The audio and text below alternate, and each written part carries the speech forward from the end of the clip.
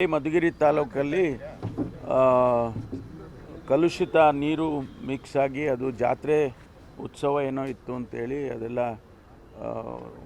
ಸುಮಾರು 100 ಜನಕ್ಕೂ ಹೆಚ್ಚು ಅಫೆಕ್ಟ್ ಆಗಿದೆ. ಅದರಲ್ಲಿ ಈಗಾಗಲೇ ಸುಮಾರು 30-40 ಜನ ತುಮಕೂರು ಆಸ್ಪತ್ರೆಗೆ ಅಡ್ಮಿಟ್ ಆಗಿದ್ದರು. ನಾನು ಕೂಡ ಹೋಗಿದ್ದೇನೆ. ಅಲ್ಲಿ ಇಬ್ಬರು 72-76 ವರ್ಷ ವಯಸ್ಸಿನ ಅವರು ಇಬ್ಬರು ತೀರ್ಕೊಂಡಿದ್ದಾರೆ. ಮಿಕ್ಕವರಿಗೆಲ್ಲ ಟ್ರೀಟ್ಮೆಂಟ್ ಮಾಡಿದ್ದಾರೆ. ಅವರೆಲ್ಲರೂ ಕೂಡ ಸರಿಯಾಗಿದ್ದಾರೆ. ಇದು ಈಗಾಗಲೇ ಅಲ್ಲಿ ಅಧಿಕಾರಿಗಳು ಯಾರಿದ್ದರು ಅವರು PDO ಅವರು ಮತ್ತು ಅಲ್ಲಿ ಗ್ರಾಮ ಪಂಚಾಯಿತಿಯವರು ಅವ್ರನ್ನೆಲ್ಲ ಸಸ್ಪೆಂಡ್ ಮಾಡಿದ್ದೇವೆ. ಆದರೆ ಅದನ್ನು ಇಮಿಡಿಯೇಟಾಗಿ ಆ್ಯಕ್ಷನ್ ಮಾಡಿದ್ದೇವೆ.